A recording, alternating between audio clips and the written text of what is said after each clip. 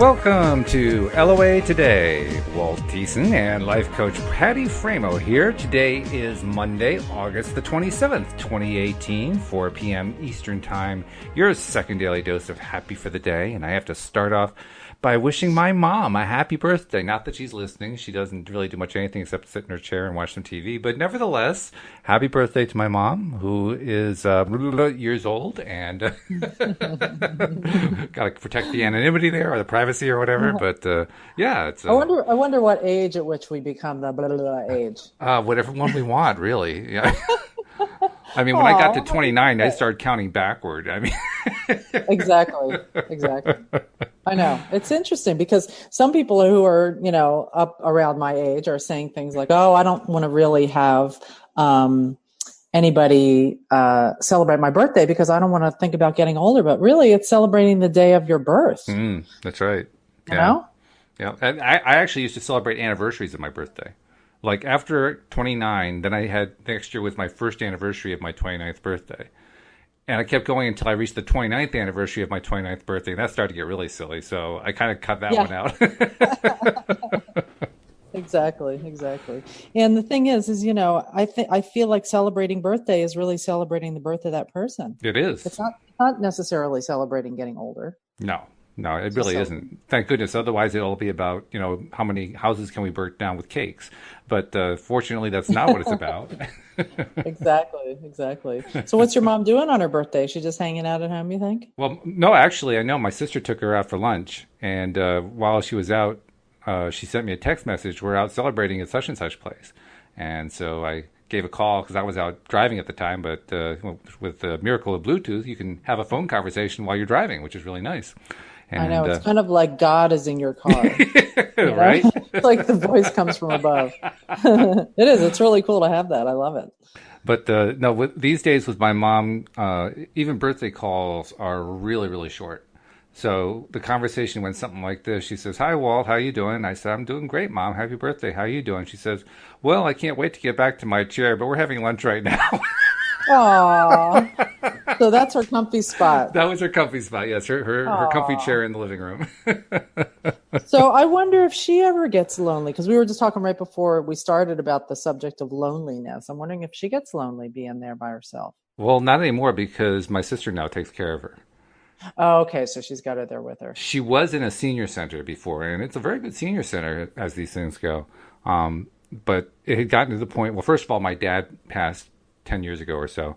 And so she'd been on her own since then. And she had a lot of friends at the center there. But, I mean, her plan was to retire there and live the rest of her life there.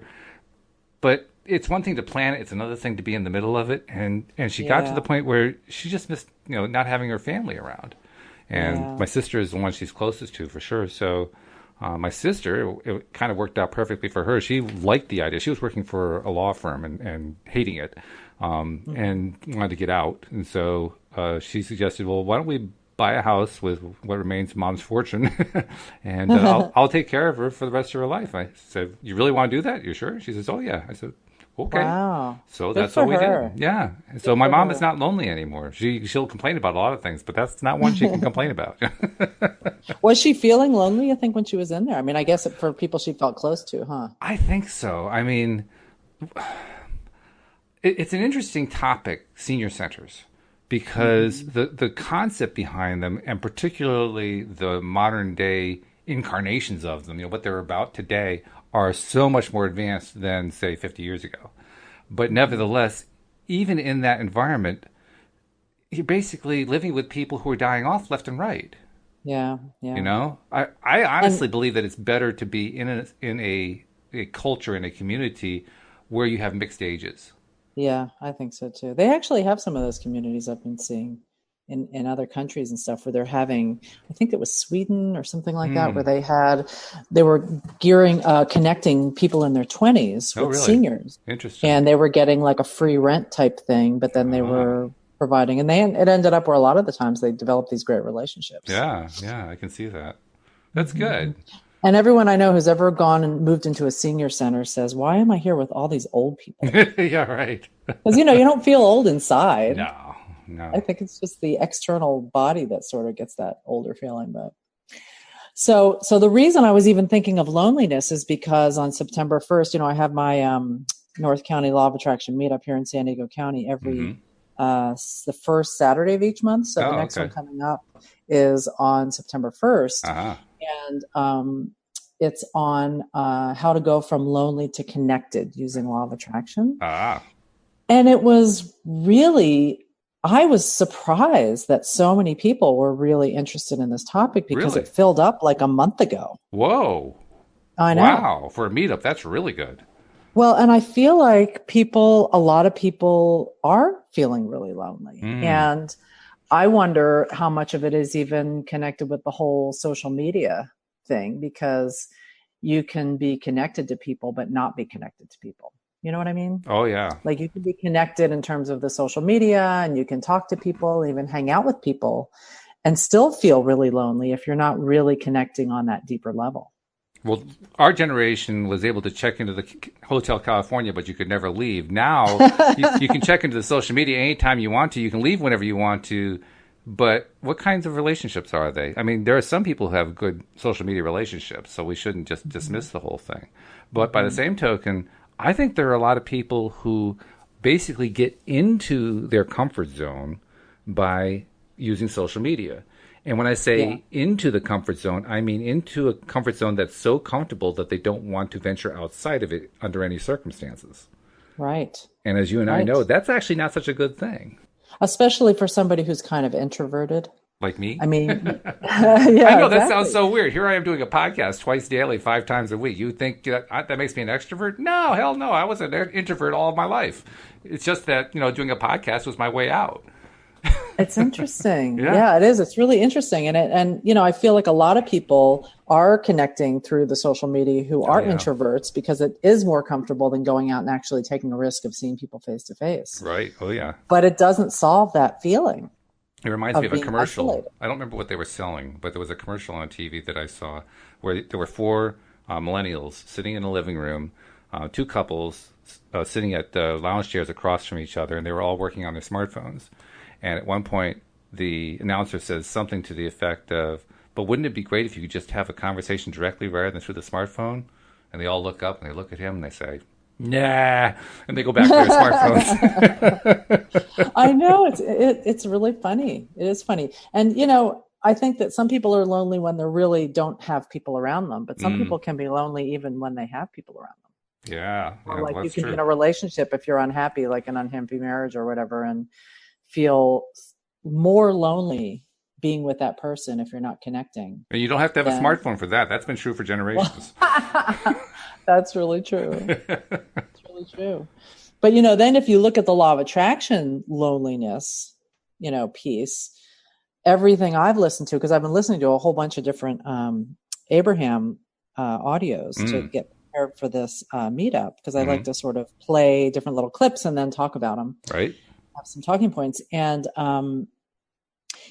basically it goes down to the bottom line of the reason we're alone is because we've separated ourselves from our inner being. That's a really good point. I would say it's very true, actually, as somebody who was very introverted and still is to some extent, but was particularly in my early years. I was very introverted. And I know that I was not happy. I'm 100% certain most of the time I was not happy. And that I directly associate that with the introversion. I'm sure that's true. So yeah, somebody who's that introverted like I was, and I was pretty wallflowerish. Somebody that far, that's not a happy place to be. That's way out of alignment. Yeah, that's true.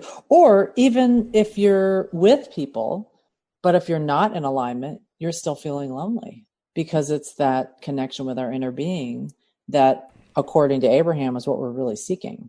And of course, we find excuses for it. I was really good at that. Like, my best excuse is my size. I'm 6'8" tall. That's pretty tall. Wow, when you're that's pretty tall. It's pretty tall. Yeah. Yeah. And you can't just sort of disappear into the. No, it doesn't really work. No, you kind of stand out in any crowd, no matter what, which is just perfect for a wallflower, right? But the worst part. This is the part most people don't even notice. They don't even think about.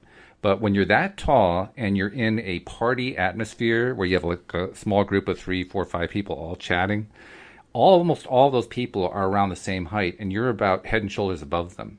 And when you have that much noise in the background, you can't hear the conversation. Oh, that's so interesting. I would never have thought of that. No, of course not. How would you know, right? Yeah. So on top of being an introvert, now I'm excluded from the conversation because I can't hear what they're saying.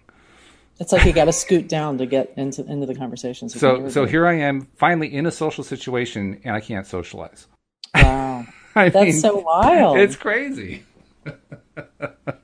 So you were saying, I mean, right before the podcast, you were saying that, that was kind of your time when you were feeling real lonely, but it was before you met your wife. Oh, yeah. And it directly impacted my ability to attract a mate. I mean, okay. I was like, they probably could have made a movie about me. The Biggest Loser or something.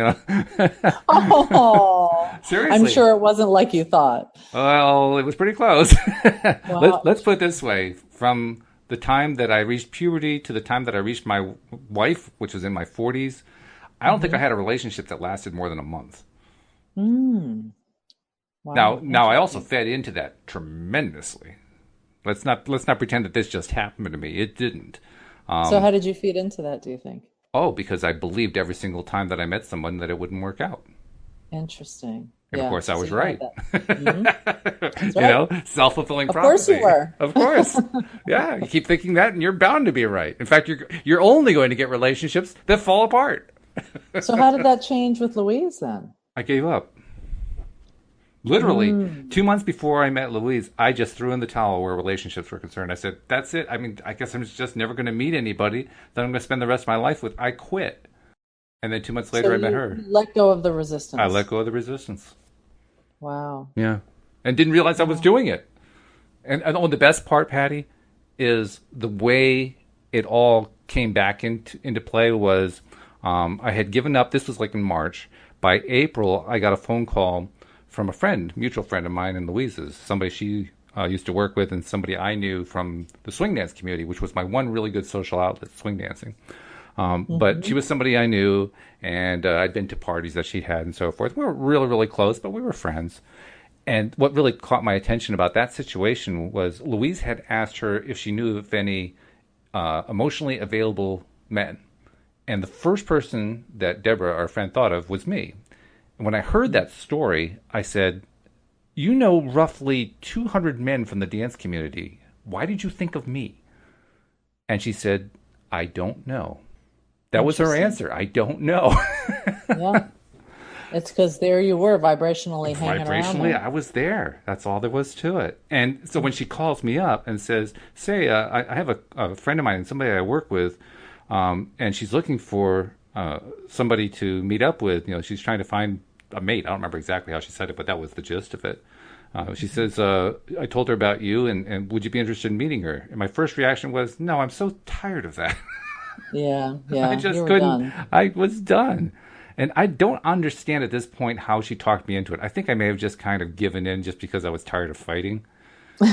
Seriously, I think it was literally that. But I was not going into it with a feeling of so much enthusiasm and anticipation, like, oh, wow, I'm going to meet somebody new. It was like, oh, please, not again. That was the feeling I had. Interesting. So you really weren't putting any importance on this at all? None whatsoever. None whatsoever. And about the only importance that I put on it was I realized, well, I'm the man. I have to make the phone call. Oh, great. But you did it. But I did. And it was on the prearranged day. So I called her up, and Louise and I ended up talking for like 2 or 3 hours. Wow. And I said, well, nice. That was pretty good, And so we arranged I would call her again the next week, also on a Wednesday. I called her the next week, and we talked for another 2 or 3 hours. Wow. And, this was going, better than it had ever gone before. Now, did I believe that this was now turning around? Absolutely not. Right. You thought, I'm just taking my steps. I'm doing my thing. Just like, I promised Deborah I would do this, so I'm doing it. No enthusiasm at all. I wonder if that, releasing of resistance allowed you just not to have the doubt about it. Absolutely. And not That's exactly what happened. You were like, whatever, I don't really care. Yes, exactly. Before, I was attracting from a complete lack perspective. And And I'd given up the lack perspective, and now I was in indifference, which was like way up the scale by comparison. Yeah, it is. It is. You know? And so anybody listening up and thinking, geez, how do I do that? How would they go, you think, from that lack perspective to even indifference? Give up. Seriously. I mean, literally give up on all of the things that you've been trying to do. Because somewhere in there is a whole thread of feeling of lack. And that's really what you're trying to give up. Now, if you can extract that lack, that's a nice rhyme. I like that. Extract that lack. If you can extract the lack, then great, do that. I didn't even know what I was lacking. I didn't understand what was lacking. I didn't even figure out for like another 15 years after I met Louise that I believed that every relationship would fail. That was so deeply down in my subconscious mind. I wasn't even aware of it. Wow. Yeah. I thought I was trying to meet women. I thought I was trying to find that good relationship. I wasn't. Well, and it's interesting you say that because you didn't even realize you were feeling that way. Yeah. But what they talk about in law of attraction is how if you wonder how you're feeling, just look at what's in your life. Exactly. Look at what's showing up, and that's how you're feeling. Yep. But then how do you change that? Well, first of all, if I had heard Abraham at that point and they had said to me, just look at how your life was going, I would have just shot myself. I mean, I was so depressed. I was so tired of it. I was so frustrated. That's how bad it was. Wow. That's why I say literally, and if you're that bad. I'm sorry. I was just going to say many of us go through those ups and downs. Oh, yeah. It's not like, Yeah, except that my down lasted 22 years. Wow. Wow. Okay, so then do we need to go through 22 years of that before we're ready to let go? I hope not. I mean, I wouldn't wish that on anybody because I've been through it. I've been there. I know what that's like. I would never wish that on anybody. So that's why I say if you're looking at your life and you're looking at your relationships and you're seeing that same lack that I was seeing, but you don't know why, give up. Not because you don't want to have a relationship, but because you want to give up whatever that thing is that you've got buried deep inside so that you don't keep carrying it along and perpetuating one failed relationship after another. Mm-hmm. So when you say give up, do you mean give up like let go? Like, here you go, universe, it's yours, take it over because I'm sick of it? Well, that plus more. If that had been it and I'd been told you have to let go of that, I'm not sure I would have known what that meant. Mm-hmm. But what I did know, and this is what I really meant to myself when I gave up, was I literally gave up on looking for somebody. I gave up on I had to give up on the idea of finding a mate. Mm-hmm. That was because I was so deeply entwined with I can't find somebody, it's always going to be a failure in my deep subconscious mind, that was the only way to get out. I had to just stop the whole pattern. Right, because that momentum was going so strong. Oh, it was huge. You just needed to do whatever you could just to stop the momentum. And I got to tell you, the last non-relationship, that's the only way to describe it. The only last non-relationship I had before I met Louise was like the most painful disaster of all of them. Oh, man. So it was getting worse and worse, right? Right. Well, the universe says it's like, don't worry if you keep letting it go, it's just going to get bigger. That's right. Exactly. Keep doing it, it's just going to get bigger. It sure does. I can tell you that for a fact. So the thing is can we actually learn from that and listen to our feelings and our inner being when things are not going well and we're feeling yucky about something? Do we need to let it go that far? I can't say that. Can we stop it sooner? I can't say that there's a blanket answer for everybody. I mean, I know what it was for me because that's what I had to go through. I think everybody's got to answer for themselves. How bad does it feel? I think part of it was I just reached a point where it hurt too much to even continue. It's not like it was a decision. It's not like, you know what, I'm just going to give up. Or somebody recommended to me that I should give up. It wasn't that. It was like, I just can't take this anymore. Right. It was pain. Pain was excruciating. Yeah. High motivator pain. Very. Yes. Like the best motivator ever. Yeah. Or the worst, depending on your viewpoint. Exactly. So then once you guys got together, did you feel, because this whole idea of loneliness with law of attraction, what interests me is that, and we're talking about kind of like here was a condition in your life that was not going well. Mm-hmm. And so you were able to stop it and able to stop the momentum and somehow shift the vibration. So you were like, whatever, I'm just letting go of it. And so the universe was able to hook it up for you to work out with Louise. But then if we're looking at the condition, of course, the condition changed and you had somebody around you. So you were feeling less lonely. But one of the things that I was just listening to in one of their audios is what they're saying is that really has to do with being around people who are aligned or tuned in, holding us as their object of attention. And that's what raises our vibration. And then we associate being around them with feeling better. Yeah, Kind of a deep thought. I don't know. I think it's true, actually. I mean, at the time, I'm not sure I would have described it that way, but if I could have described it, given the fact that I didn't know any LOA terms, if I could have described it, I wouldn't have been all that far off from that description. Mm-hmm. I know that, for instance, like you described, there was all this really, really negative momentum going on, and reversing that wasn't quick. I mean, we met fairly quickly after I gave up, but even then, our first meeting was a disaster. What happened? We met at a restaurant that was halfway between our homes. We lived about 3 miles apart. In fact, Oh, wow. after we met, we joked that if we both lived up on hills, and if we got on top of our hills and looked, we probably could have waved at each other. But the first meeting was at a restaurant, and I went there with zero expectation and not a whole lot of hope. Actually, no hope. There was no hope. I mean, it was just like, well, okay, we'll see what happens. That was about the extent of hope. Right. And Louise came, and she thought she was going to be kind of fun and unique and so forth. So she wore this ratty old straw hat. and I saw her walking into the restaurant. I said, "Oh, please, not her." I mean, she just looked like this dumb hick, and I'm thinking, why on earth? How am I attracting these women? I don't understand it. And so we met, and we were having a really bad lunch. The restaurant was terrible. Oh my God! And we're having this meal, and she wouldn't look me in the eye. Not once. She's looking down at her food the entire time. I'm looking at her straw hat. That's how I'm having a conversation with a straw hat. Interesting. Because she had her own issues, of course, and so she couldn't look me in the eye. Okay. And Is she pretty shy and introverted too? she has some introversion, not like I do, but she has some. Mm-hmm. She's a little more extroverted than I am, but not by a huge amount. Mm-hmm. But anyway, the conversation kind of lagged and didn't really go very far. It wasn't like the phone conversations, let's put it that way. We were looking for it. I was looking for it. I think she was too, but it wasn't really there. And so we parted company, and it was the usual parting, except I couldn't utter the typical male line. The typical male line is, well, I'll give you a call. I couldn't say it. Oh. Because I didn't really believe it. Well, yeah, right. I was more honest, right? But I mean, I don't even remember what I said exactly. I tried to make it a very pleasant parting, but I mean, I just didn't see any hope for it. Now, interestingly enough, that night, Deborah, the woman who introduced us, was having a joint birthday party because I think it was actually 2 days before my birthday and like 3 days before hers, and there was a third person who had a birthday around then, so we were all celebrating our birthday at the same time over at her house.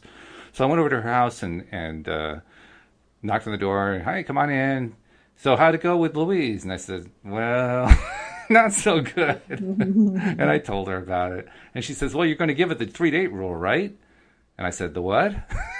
I had never heard of a 3-date rule. The same thing. It's like, how did you ever hook up again if that's what your thoughts were? Yeah. And she told me what the 3-date rule was, which apparently is from therapeutic circles. I'd never heard of it before. And I said, really? 2 more dates? Ugh, okay. Well, because you really can't tell. I mean, you were both, nervous and awkward, and it was under unusual circumstances in a way because you didn't have that distance of the phone to just be able to free float your thoughts. And plus, there was the height issue because I'm 6'8", she's 5'6". We're not talking about being close to each other in height. Right. So her big issue that she went to call her girlfriend Leona about, who, by the way, we visited yesterday up in Mount Snow, Vermont, was, well, I really like him except for one thing. Leona says, what is it? He says, well, he's so tall. How will we ever fit together? Oh, interesting. And fortunately, Leona's reaction was, Louise, if that's your only reason, go back and have another date with him. That's a lousy reason. So the universe lined up your friends to push you forward. Yeah, they really did. And the second date went much better. We went to an aquarium and had a nice time there, saw a little movie and so forth. I learned it was an IMAX movie, and I learned for the first time that Louise has a height issue. She has trouble with heights. I don't mean that like my height. I mean like being high above the ground. So, right. I mean, I basically had to help her climb to the higher level of, how an IMAX theater, all the steps are very Yes. steep and so It's forth. really steep, Oh, steep she was just stairs. freaking out going up there. She was gripping my hand Oh, like I was going to fall off or oh, something. I mean, it was just really, my heart went out to her like, oh my God, I can't believe this. But oh, we got her through that. And the worst part was, oh, Patty, the movie was about flying in a biplane. oh my God. So she sat there with her eyes closed through the Yes, entire pretty thing. much. Oh my God. But what's kind of cute about that too is it gave you that little opportunity to Oh, be kind of yes. the protector provider for her, Exactly. where you're, Yeah. offering her assistance and she got to hold your hand. Yep. Yep. Well, not That's so much cute. got to, but had to. Yeah, yeah, had to. You're thinking, oh, she really likes me. No, I knew it wasn't that. I knew she was terrified. So were you by the end of the second date thinking, okay, the third date's going to be fine? I Or were was you still feeling kind better of, about it. I can't say that I was quite that far advanced, but I was feeling better about it. And she actually suggested the next date, which was good. And we went nice. rollerblading, and Oh, then that's fun. it just started getting a little bit better, a little bit better, a little bit better. And by the And at what time point did you realize, like, yeah, this actually is something? about a month later, Nice. yeah, and And so how did that? I mean, just going back to that loneliness, that's made me think of the loneliness issue.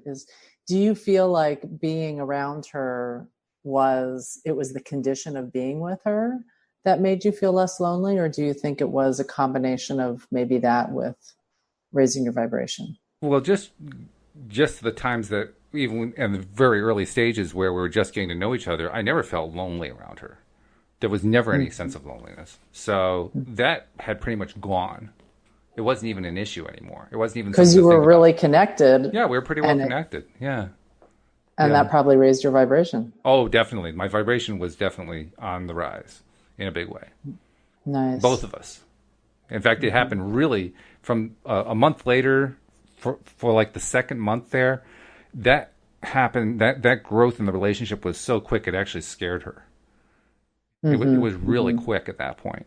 And I had already decided this was not going to be something I was going to make any quick decisions about. This is something I wanted to take months on. I wanted to go, well into next year before I even considered the idea of making this, a long-term relationship.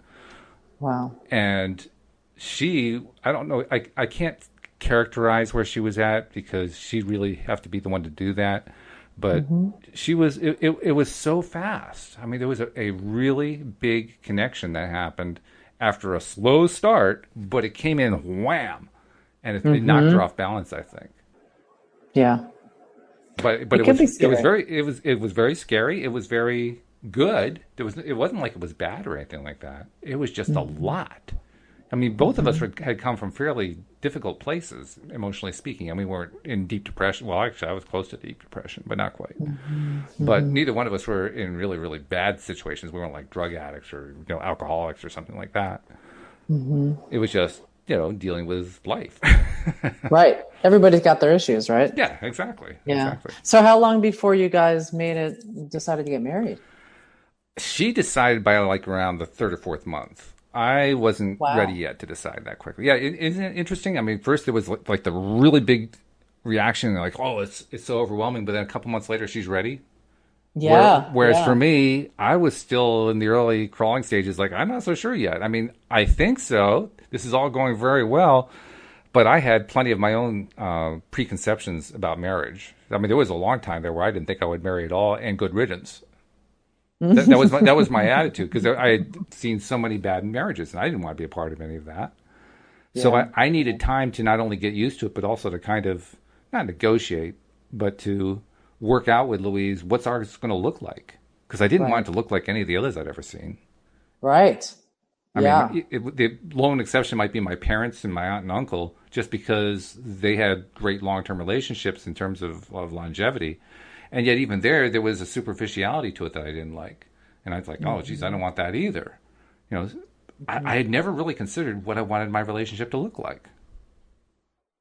No, we know we want one, right? We know that we want the intimacy, we want all that stuff, but what do we want the relationship to look like? I could never think about Right. that part. Right. Or feel like. Yeah, or feel like, exactly. Yeah. And I was thinking a little bit about the whole connection with other people versus connection with your inner being. And when I think about people connecting with their inner being, it kind of sort of had an offshoot thought for me about if we are connecting with our inner being, are we connecting with spirit guides or angels or spirits of past loved ones, or who is it that we're connecting with that's helping that loneliness? It's a great What are your question. beliefs about that? Yeah. The jury is still out.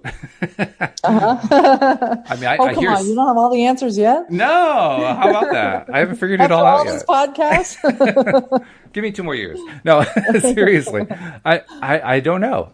I know I've heard all the different theories and belief systems and so forth about spirit guides and what's happening on the other side. That there got a direct message from my dad when he passed. My sister actually got that one about what it was like on the other side, and other stuff I've heard since then has all reinforced that. So there does seem to be like this ecosystem that's kind of taking form in my mind about how the whole thing holds together. But even so, there are holes in it. Like, what is the inner being? Well, I think the inner being is the rest of me. Now, here's the interesting question. How much overlap is there between individual, unique entities within the flow of source energy? Because we're all source energy. It's Right. like if we're all drops in the water, well, how do you tell one drop from another? Right.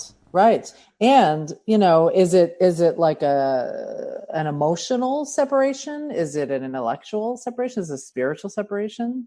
Or maybe it's not even really a separation I'm not because even sure it's a separation. I think it's it's I guess identification in our minds usually has delineation, so I'll use that word. like But a it's a distinction kind of. distinction. Yeah, it's Uh-huh. it isn't even separation. It's just here's the distinguishing characteristics of this bit of source energy, and there's the distinguishing characteristics of that bit of source energy, and so on and so Hmm. forth.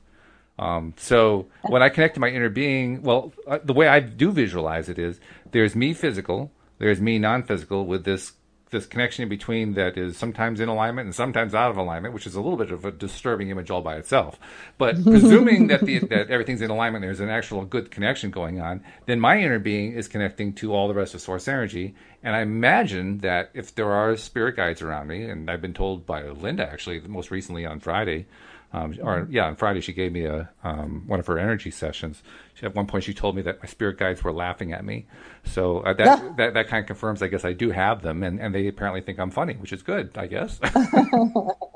And are the spirit guides spirits of people that knew you when they were alive and they're dead now, or is it people that don't know us? That's what I've heard. Both. I've heard both to be true. I don't know. I mean, I'm not even sure I have a spirit guide. Linda says that I do. I was like, okay, Do you ever I'll go with feel like you that. have somebody kind of guiding you along, or like do you ever feel a connection? Like if I don't know how you said your dad passed away, did you ever feel a connection with your dad or anything like that? Yeah. After he passed, it was an interesting experience with him passing because he had suffered from Parkinson's, and you don't actually Mm, die from Parkinson's, but you die from all the stuff that's related to it, and it's pretty nasty. I won't go into the details of it because it's pretty bad, but nevertheless, it was not a happy last year for him. And hmm. so after he passed, it was like more of a thank goodness than anything else. And I found, much Yeah. to my surprise, that I had done all of my grieving before he died. I wasn't ready Yeah. for that one. I Is mean that I interesting? thought, okay, well, I've been doing some grieving, but now it's going to really kick into gear, and it didn't. It's like I was done. I thought, wow. I had a similar thing with my mom who had dementia. Mm, And it was this very similar sort of thing where I did a lot of the grieving ahead of time yeah. and kept expecting there to be some big, I mean, I did have some response afterwards. It was Hmm. different than I thought. I think it was more like now I'm an orphan kind of feeling. Yeah. It's Yeah. like now the barrier between me and death has sort of gone away and here it comes. And it, Louise it, likes to it sort say of, we're on the front line now. yeah, yeah. And it kind of weirdly condensed time, where I kind of felt like, okay, my kids are going to move out next week. And then the week after I'll be dead. It was felt like it's like it got all warped. I Well, it's mean, on nice to this know you had it all planned. At least you had it all worked out. That was good. yeah, like that's the only two things that were going to That's happen in my right, of life. course. I got 2 weeks to do it in. Quick, get it done. So yeah. But yeah, I had a similar thing that it was not until it was beforehand that was such a tough struggle Mm, yeah. because it maybe part of it's just because watching them go through that Yeah. and then Yeah. I think they that's the leave. biggest part of Like, it. oh But God, after my dad passed, I did miss him, And I especially missed the fact, one of the things with Parkinson's, I suspect is probably similar with dementia. With Parkinson's, the personality starts to disappear because they're so Yes. locked into their struggle with this disease that's racking them that you don't even hardly recognize who they are anymore. I mean, Right. my They sort dad of was a have more of a blank expression all the time. yeah, yeah. There's like a that's one of the characteristics of Parkinson's. One of the symptoms is like your face is a mask instead of an expressive face. And my Yeah. dad was a very gregarious person. He wasn't necessarily an extrovert, but he was very, friendly with people in crowds, particularly if it was a bunch of people that he knew. And the last few years of his life, that had disappeared. And I felt kind of bad, not just for me, but for Louise, because Louise never got to see that side of him. Yeah. I mean, he had Parkinson's all the time that she knew him. So I really wish she had seen that other part of my dad. Well, I was also missing that part of my dad, and ended Yeah. up having a visitation with him in my dream one time. Wow. And it was What really happened? intense too. I've never experienced a dream that intense. I mean, you know how Where a it dream, feels like visceral, oh, really, very really real. visceral. Yeah. Oh, it was so visceral that it was shocking. Hmm. Yeah, very intense. And it was, my memory of it is a little bit foggy, as often is with dreams. But I do know we had a long conversation. We hugged. We were just talking about stuff. We were laughing about stuff. It was like old times, basically. And Yeah. ever since then, that was all. That's what I needed. I just needed that one more time. Yeah. To see him in that pure positive Yeah, energy where everything's gone and he's doing exactly. fine. Yeah. Yeah. I mean, Yeah. Did you ever? the message my sister received came within days after he passed.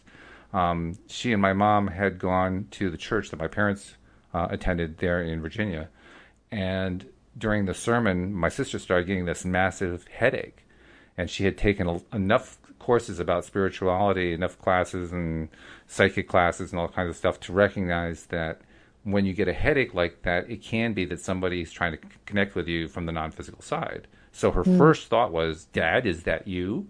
And she got a yes back. Wow. And so my sister, being who she is, the first thought that goes through her mind is, "What's it like on the other side?" Right. Right. And Yeah. And what did he say? the answer from my dad was festive. Oh, I like that. Well, I liked it too because festive is not what I would call a sister word. My sister would not use that word. She would use fabulous, amazing, absolutely incredible. She would never say festive. Festive is a dad word. That's the word my Interesting. dad would use. And that's Yeah. how it validated for me that she was really getting a genuine contact. Yeah. Yeah. Yeah. Do you ever feel connection with him or anybody else now? Like where from time to time you feel like they are influencing your life in some way or being there to support you in some way? Probably. And I say probably because I'm beginning to understand that I have been aware of spirit for quite some time. I've been aware of energy for quite some time. What Hmm. has happened is my own doubt has gotten in the way. So when I'm experiencing it, I'm doubting it. Hmm. Hmm. So that's why I say probably. I Yeah. probably have been, and it's one of those things that I haven't released the doubt on yet. Was there something that happened that made you, was it just a sensing of that energy there or that spirit there? Or did something happen? Well, I think it's been evolving over time. Like I mentioned last Friday, Linda Armstrong did one of her energy sessions with me.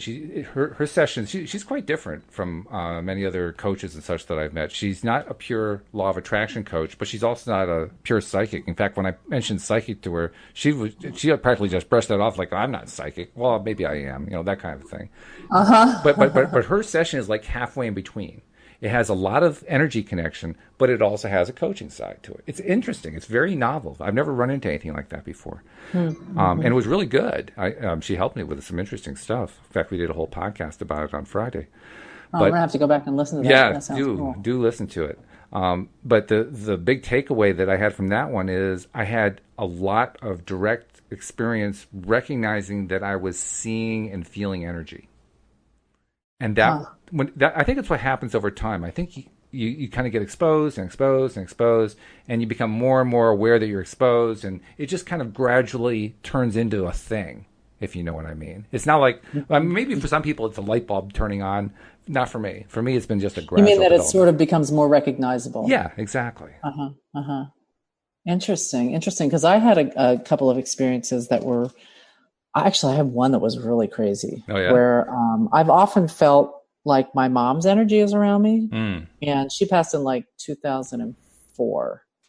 And I mean, I felt like when I took my LCSW exam, that's to Mm-hmm. be a licensed clinical social Social worker, worker. Yeah. she was also a licensed clinical social worker. And I Mm. felt, and it was one of those tests where, there's two right answers Right. and there's absolutely no way in hell you can figure out which one is right. It's just like, it's so subjective. You're like, well, if you look at it this way, and if Right. you look at it, and of On the course, one being an hand. analytical person, it drives you crazy. So I literally just was like, okay, mom, I need you just to direct me which one. And I really felt like she helped me pass. I had a really high score, so I was really happy. That's But great. an, but another thing that happened that was so crazy more recently is I had in this last year I've been having all kinds of issues with my left foot. I Mm. don't know why, but all kinds of weird issues where I was having tendonitis and trouble walking on it and a lot of pain. Tried all these different things, nothing was working. So I ended up wearing a boot on my left foot for Oh like wow. 4 months. Yeah.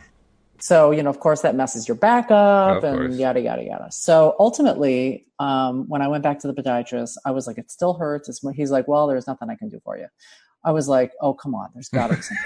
Like, well, I can't. So I was like, well, that's not going to work. So, because I work also with hospice in the hospital, Right.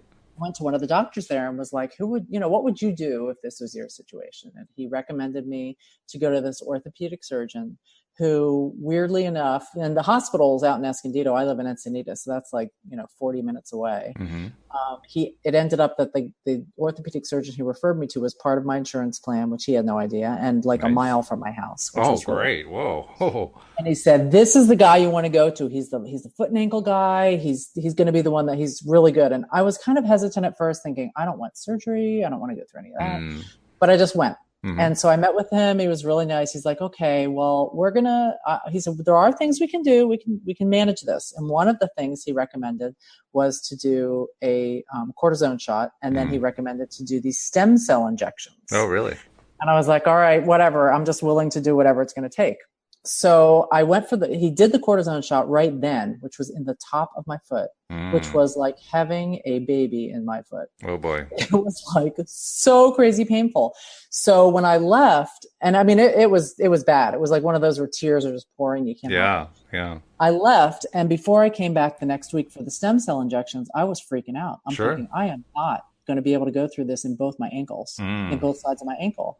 And so I did one of those little, okay, mom, I need your help with this. I need you to go with me. And this is what I want. I want it to be where it doesn't hurt. And I want it to cure the problem right away. Because Mm. he said it could take weeks and months because the inflammation builds up and your body's natural healing ability happens and all that. Mm-hmm. So I went to the visit right after saying this, putting this thing out there to my mom. I walked in there and he turned to me and said, "Are you related to Mary Framo?" Which is my mom's name. And first of all, I'm like, what? Like, no one's ever said that to me before. And it turns out his dad was a therapist. My mom was a therapist, and they were Ah. friends with each other. Oh, So they no happened to kidding. know each other. Yeah. Wow. So that was kind of weird. And he gave me the shots, and they did not hurt. And Good. I walked out of there, and within 24 hours, the boot's off, and it has never gone back on. It Wow. was crazy. Crazy. That's great So though. I really Because do feel like that connection. I mean, I yeah. know you talk to somebody who doesn't believe this stuff and they look at you like you're absolutely insane. But there's this connection that I really do believe is there. And when they talk about, not being lonely by connected with your inner being, I feel like it can be your inner being or your spirit guides or your loved ones who have passed or anybody who's really still part of you. So thinking about bringing that into this meetup and how do I help the people who are coming to the meetup with that whole feeling of loneliness? If it is getting connected to your inner being, then it comes back down again to the same old, how do you get more connected with your inner being and how do you raise your vibration? Well, I think there's an important thing to notice. And this is something that an introverted person can notice easily, I think. And that Mm-hmm. is we have always been connected to our inner being. The Mm-hmm. difficulty isn't in connecting. We've always been connected. The difficulty is in noticing it, recognizing it, Mm-hmm. For That's really instance, true. for instance, one of the things that I learned as I was learning how to make that connection was that I had always had a connection to what I will, for the lack of a better term, because it's what everybody describes, I have had a connection to an endless source energy all this time, and we all have. But I Mm-hmm. recognized it because I realized that it was something that never changed. It was a feeling. I mean, I can point to where in my chest it feels like. It's a feeling that never changes. And because it never changes, it never varies in any way, we live in a world of contrast. We're used to things that are different. If something isn't different, we don't notice it. Mm-hmm. It's just not part of our conscious mind. So it was there all along. I just didn't notice. I don't remember exactly what cued it in my mind, but there was something that Abraham said that made me realize the constancy of it, and that that's why it would be hard to notice. And when I thought about that, I realized, yeah, there's this feeling that's always there. It never changes. That's got to be it. That's got to be that connection to my inner being. That's got to be that connection to source energy because And it it's that never same changes. feeling. It's that same feeling when there's something that we know and we just know. Like, there's this part of you that just knows. It is It's similar like to that. Yeah. that gut, that heart, that inner being, that spirit, whatever it is, that all knowing part of us that just knows when something is right or not right. It's why Abraham resonates so well with those of us who follow Abraham. Mm-hmm. It just seems absolutely right. It doesn't matter that it's coming from this crazy freaky woman who's spouting stuff coming off from Who's these. channeling these like dead guys? Yeah, Yeah, right. A whole bunch of them too, all lined up apparently. I mean I mean that's just plain wacky. But you it hear is. what the message is, and you forget all that because the message is so true. It just feels absolutely right. Yes, it feels right in your bones. Yeah, yeah, It just does. And it's so consistent. it is. I mean, I've listened to thousands of different audios, Mm. and it's always consistent. Well, they say so, right? We'll be happy to answer all of your questions just as long as you understand that the answer is always the same. Right? It's true. It's true. And then the thing is I agree with you. I think part of it is noticing, but then part of it is that we tend to, the way Abraham describes it, is pinching ourselves off. Like that flow, that source is always there and it's always connected to us. But what we do with our doubts and our fears and our anxieties and our bad moods and depression and blah, blah, blah, anger, frustration, is we pinch it off because we're not lined up with that frequency. And And that's, I would say that that pinching off can also be described as not noticing yeah, you're because it's right. always there, but we're not noticing it. So when we're not Or it's like noticing we it, forget. or yeah, yep, could be that. Yeah, But the point is, when you're not noticing, or you've forgotten about it, and you're just, you're living your life as if it's not there. That's when you float out of alignment. hmm You don't float out of alignment while you're noticing it. While you're noticing it, you stay in it because you're noticing it. exactly. Exactly. Yeah. So And to then, go of back to the course, original question, the question was, okay, well, if you're lonely and if loneliness means you're out of alignment, how do you get back into alignment? Literally, you notice the connection. And there are a lot of good right. ways to do that. I mean, that's what all the practices are, right? About affirmations and vision boards and mirror exercises and And nature walks, taking a nap, all that taking a nap stuff. and meditating and Yeah, pivoting away from the thoughts and all reaching for that the stuff. next better feeling thought. And They're all designed to get back to the point where it's easier to notice that connection. that's true. And to really feel it, Yes. to really feel it. And for the longest time, I was convinced I didn't feel anything until Mm. I heard Abraham point out that human emotions are an indicator of whether we are in or out of alignment. If our emotions are good, we're in alignment. If our emotions aren't what we would call good, then we're out of alignment. So we Mhm. actually are, all of us, getting signals from our inner being.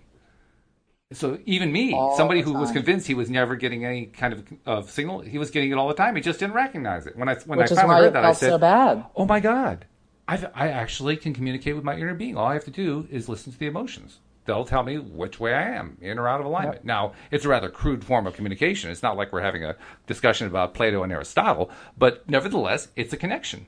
It's a communication that's going on. And it's really, really simple, but it's not always easy. Yes, right. It's true. It's true. Yeah.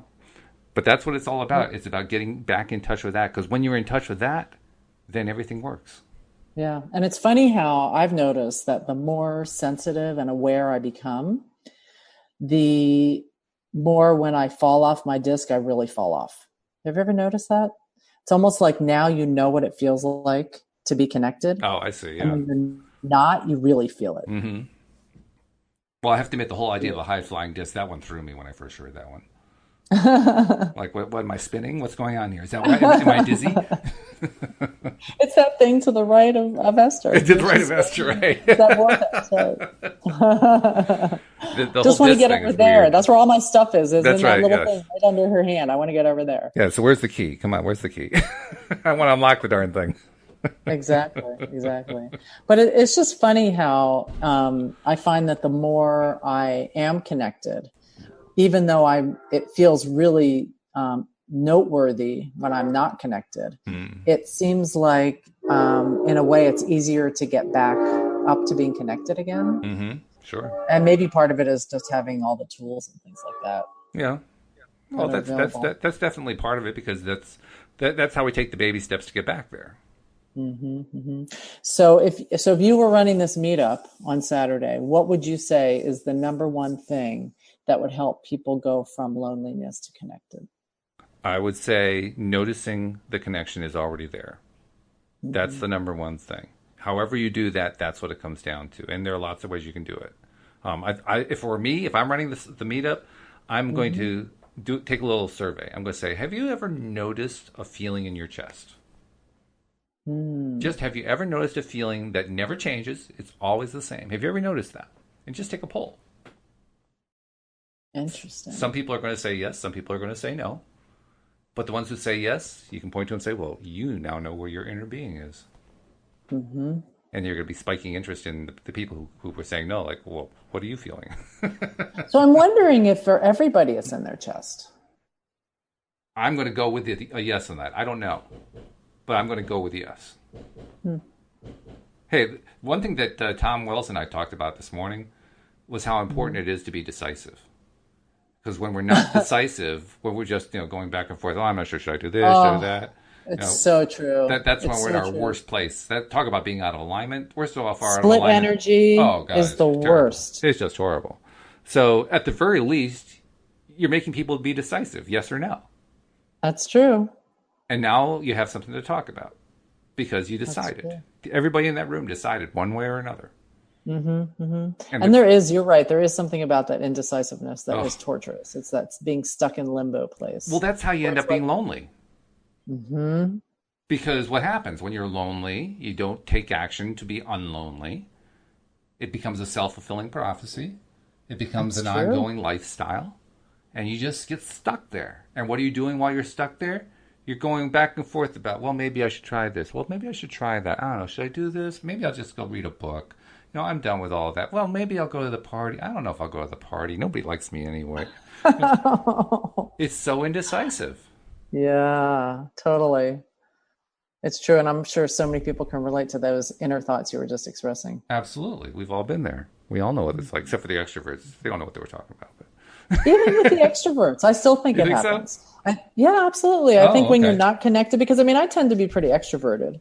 But when you're not connected or pinching off or not noticing or whatever it is we want to call it, it definitely can be, you can get stuck in that which way do I go kind of thing, because you're just kind of floating from one decision to the other. But without making a decision, you're right. It feels yucky because you're stuck in this limbo place. And by the way, it's almost better to make a wrong decision than yes, definitely. And by the way, it's really easy to stay there.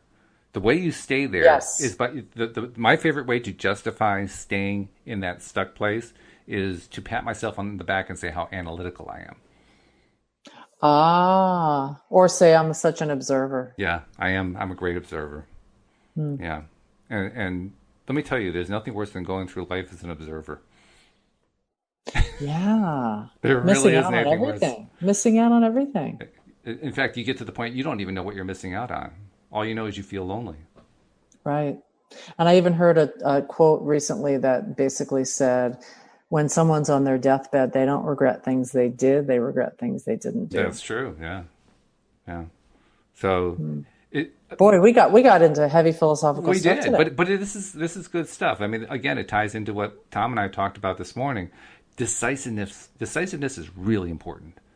And it doesn't matter if you make the wrong decision. There are no wrong decisions. I mean, Abraham says that pretty clearly. You can't get it wrong, and you'll never get it Right. done. Which I translate to you'll always get it right, and the road goes on forever. And when I recognize it that And way, and the piece that I was just listening to this morning also, which was so, I don't know, soothing in some way, was to thinking if something's happening in your life, you do make a wrong decision or you make a decision that later you think, oh, maybe I shouldn't have done that way. You really don't know if it's not the universe just setting things up for what you really yeah, want. yeah. And that's just part of the path to get there. And it's And not that's like the you're path of locked in. least resistance. The other thing about being an analytical person is you trying to make the ultimate decision. And that's never the best way to look at it. It's always better to look at it as this is the next decision. I'm making Right. a decision right now. Is that decision going to take me in the direction I want to go? I'm not sure yet. But I'm going to make the decision in order to find out. Yeah, like take a step and see how it feels. And then once I find that I'm going in the wrong direction, guess what? There are no penalties for changing direction. Exactly. Isn't that cool? Yeah. It is. It is. It's really true. And there is something about taking the pressure off when you think all I have to do is take a step. Yes. I And, remember my mom used and you don't have to get it right either. It doesn't right. have to be the right step. It's true. It's true. In fact, it's I almost remember, better if it's not, because now you get a quick feedback like, "Oops, nope, that was the wrong direction. Right turn." and sometimes, like I remember my mom used to tell me when I was all stressed out about writing a paper or something, she would say, just write the worst paper you possibly can. Yes, right. And there was something so relieving about that because you're like, well, okay, it doesn't matter. I'm just going to get something going. As long as you just get going, then you're fine. And then, of course, it's never as bad as you think. Of course not. No, but it gets you off the starting spot, and that's really why we end up lonely. We never get off the starting spot. We're always stuck at the starting line. Yeah, it's true. It's true. Interesting. There's the tortoise, there's the hare, and there's the lonely person. Yeah. The tortoise gets there slowly. The hare goes, hopping off in all directions, and the lonely person just stays at the starting line, Going in circles. going in circles. Yeah. Should I go this way? Should I go that way? Should I go this way? Should I go that way? Oh, I maybe I'll wonder go how take a much of nap. loneliness is related to indecision. Oh, I'm sure, very, very heavily related. Yeah, no doubt in my mind. Wow. We have about a minute and a half left, and I want to make sure I get a couple of announcements out there. First, we have been really pushing the idea of posting something on social media about how you've been listening to LOAtoday.net, and just use that phrase. Say whatever you want. I mean, hopefully you're going to say something nice, but I hope you like it. Otherwise, why are you listening all this long? But please post something, because it's paying off. More and more people are finding out about us. We're seeing a spike in the numbers that's been going on the last couple of weeks. So please take a moment and just post something quickly anywhere. And the best part, Patty, only a small percentage of our listeners are doing it, and we're getting the spike anyway. And I keep saying, imagine what would happen if they all did it. Like, oh my God. It would be cool. It would be cool. It'd be great. The other thing is, if you're not yet a subscriber, if this is maybe your first episode to listen to, hey, become a subscriber. Join the club. It's really easy. Just go to the homepage, once again, loatoday.net, and all the instructions are right there. It takes a minute. It's free. And then you get all the episodes coming right to your smartphone every day. And Patty, for somebody who, sometimes you need somebody else to talk to, something private, especially if you're lonely. How does somebody reach out to you? Well, I do coaching through Zoom, so it can be anybody in the U.S., and they would contact me at Patty, well, I should say just Patty, at pattyframocoaching.com, PATTYFRAMO. All right. There we go. Well, as usual, this has been great. I love doing our shows together every week. I wish we were doing more than talk. one. Yeah, really good. Yeah, and I look forward to doing it again next week with you. Thanks. And we hope that you'll join us next time as well. You're on LOA Today. Goodbye, everybody.